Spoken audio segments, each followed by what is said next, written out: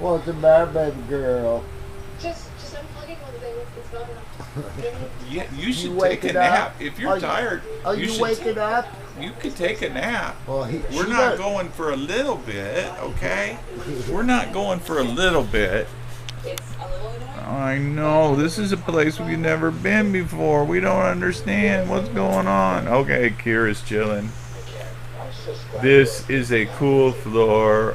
I just like laying on a cool floor. And Peanut's going, right why down are there." these giants in my house? Why? Don't come near me or my dad. Heck, her head's bigger than Peanut. Yes, her head probably weighs more than Peanut. Here you go.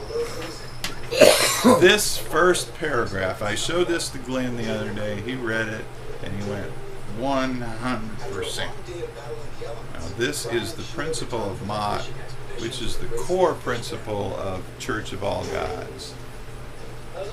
It's an ancient Egyptian belief. Mott was an Egyptian goddess actually. Today has been an extremely rough day on the lake. The wind was pretty harsh. It was ripping the net right out of our hands. This lake is not a very predictable lake. You never really know what you're going to experience every time you go out. It changes by the hour. It just about killed us. The raging storm stirred up the waters, giving Brian's crew one of their best hauls ever. Oh, you guys did a lot of white fishing. Oh, that's straight whitefish. This is straight line. I already got it all separated. We will be going home in just a little bit, and that means another walk. A short wind, but cool. Good catch here. Yeah, we'll probably This is true as hell, man. Say what? This is true. This is, yeah, that's what people supposed to do. Exactly. That's how they lived in ancient Egypt. This is the principle that the good people live by. Well, that's what I live by. If your mott was fucked up, then you were screwed up in the afterlife. When they went to weigh your soul, and if your soul was heavier than a feather, they fed you to the crocodile, the psychic cosmic crocodile. But that's just, all of those things are just metaphors for interfacing with the metaphysical context.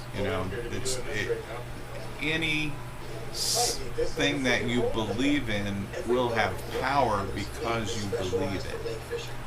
And if you can get enough other people to believe it, the more you can get, the more power there is. That's called brainwashing. Well, that's what I call it. Brainwashing, yes. It's called conditioning. It's called conditioned response. There's a number of words you can use. It's brainwashing. Yeah. The Catholic Church, for example, to make everybody say the same thing at the same time over and over again. Here's your part, here's my part. They didn't want the Bible translated. They didn't want you to be able to read it yourself. But that's enough of that. And they worship statues. Huh? And they worship statues. Well, yeah, kind of. There's nothing wrong with having a symbolic representation of the deity that you want to use to help focus your mind on that deity energy. It's not thinking that statue is the god, but it's a symbol that helps your mind hone in on it, basically. See, I've had a lot of these metaphysical principles that I've known little bits and pieces of. Recently, I've seen how they fit together. Gotcha. But what I do best is answer questions, and you're going to need to tell me when I've been here too long. Because I have virtually no sense of time right at the moment. Perhaps I can explain it this way briefly. Altered states give you access to higher consciousness. It doesn't happen automatically, but if you're trained, it happens. You can make it happen. It's a skill you learn. It's shamanic. Shamanism isn't a religion. It's a set of techniques. And you can put any kind of label you want on those techniques. And some people put a Christian label, and some people put a Jewish mysticism label, and some people put a voodoo label. Right on, because there's all types of people in the world. Because all of them work. Well, they have to. They equal out stuff. That's why the label for what I have been taught and taught to people for the last 30 years is intuitive, eclectic Wicca. And the core principle is, if something works, use it. Okay, so it doesn't matter the source. If they're doing something that works, and also, use it. If it works, don't fix it. Well, yeah. You make no judgments about anything else in their system or everything else. If they have a way to do something will actually accomplish something, well, you take that and you use that. As long as the other core principle of Church of All Gods is there is no one true religion. We're not saying we're the true religion. Exactly. We're saying nobody's got the true religion. That they all have some truth in them. They're all different ways of looking at the same basic thing. Okay, you said you like to answer questions. Yes. Okay. I love to answer questions. It was said that God's coming back, but nobody knows when. They said Jesus is coming back. Jesus is coming back. Why? Because Why don't they know when he's coming back? Well, because he's not. See, you have to start out with, there is no hell, okay? Right. There's no hell, and the salvation doctrine, the whole thing, is something they made up to have a product to sell. Because otherwise it's just Jesus said, be nice to everybody and love your neighbor and love God. Love thy neighbor. And how do you get any money out of that? Jesus even said, it's not about it's not about me, it's about the message. And then after he was gone, they changed it into about him. He's the way, the truth, the life, and the only way you can get to God. They made all that up afterwards. Just like they added in, and then Jesus said, give unto Caesar what is Caesar's. Bullshit. Jesus was a socialist revolutionary. He would not advocate the paying of your taxes. You could have it. Yes. I know. Exactly. He was a socialist revolutionary. He was not you should pay your tax. See, the Romans had to approve the Bible after Jesus was long dead, and if that hadn't been in there, they wouldn't have approved it. They can't have a bunch of people going around saying we shouldn't pay our taxes. But Matthew, Mark, Luke, and John wrote the Bible.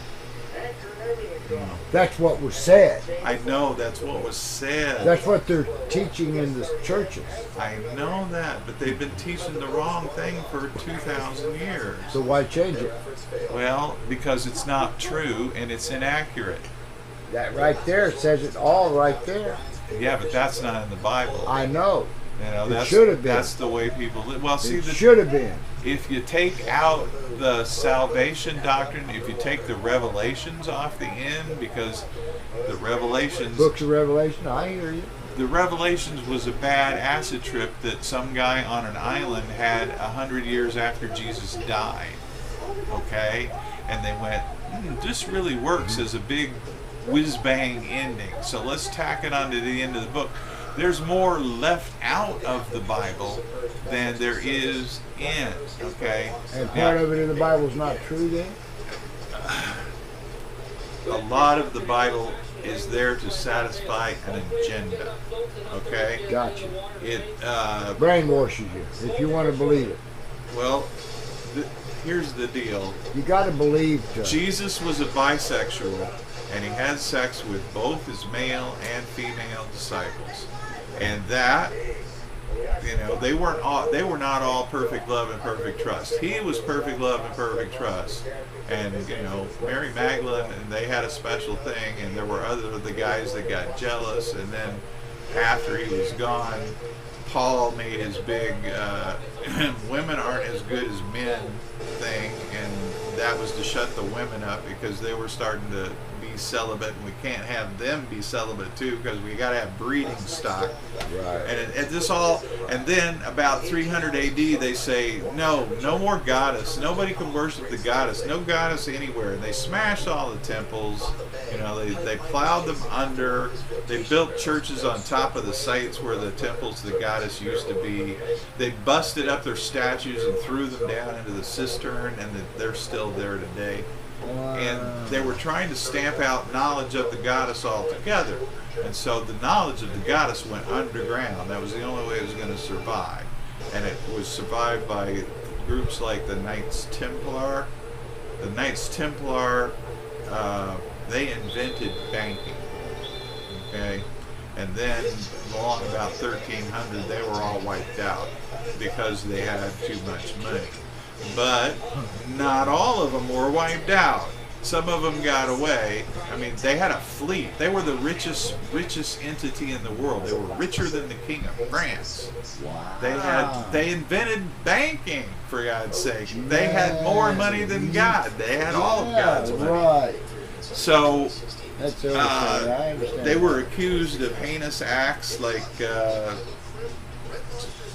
lewd sexual acts and worshiping the devil, and they were trumped up charges. Give them a reason to kill them all and take their money. Okay. Oh, okay. And they had a fleet of ships in the harbor, so they grabbed the Templars, and then they run to the harbor, and all the ships are gone, and nobody to this day knows where those ships went. Some of them went down. But I saw a show earlier today that the skull and crossbones at one point in time was a symbol of the Templars because it meant the holy bones of Jesus. And not death. And pirates picked it up from there because the pirates are apparently related to Templar because they were looking at a pirate wreck and it had Templar silver in it. It had the largest ingot of silver it ever found underwater. All this is tied together. You know about the Ark of the Covenant, right? Well, yeah, I've heard about that. Okay, the Ark of the Covenant disappeared, the Babylonian invasion, sometime BC, whatever. It disappeared from the You record. get all this information from watching them shows, don't you? Yeah. And it's true what they say. Yeah, it is. They say it's true story based on true stories. They I don't- watch them all the time. Yeah, see, they don't tell you how to interpret it. They give you, here's what we know, and I am interpreting all this information one place to another, how it fits together. And so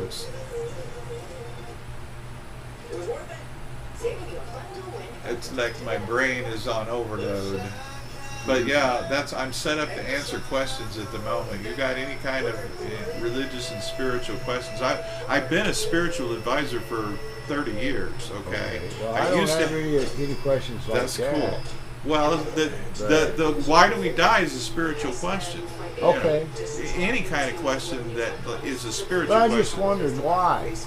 Because like I said, the soul lives on, and because death is a part of life. Everything on the earth dies so that something else may live. It's part of the cycle. It's natural, and the soul comes through the vessel. So I hope that's comforting in some way. Oh yeah, it's okay. Look, Yeah, the problem with the Christians is they made they're all us. asleep. All the Yeah. girls are asleep. I know. They're comfortable here. Yeah. I like that. It are happens comfortable. all the time over at my place when I'm talking to Calvin or when I start doing my recordings. Yeah. They just kind of zone out, but they're helping me when they do that. Yeah. They're Staying out of your way, and they're content. they're adding frequency to my channeling. It's really cool. This happened to be in the dock, the next one was a whistle.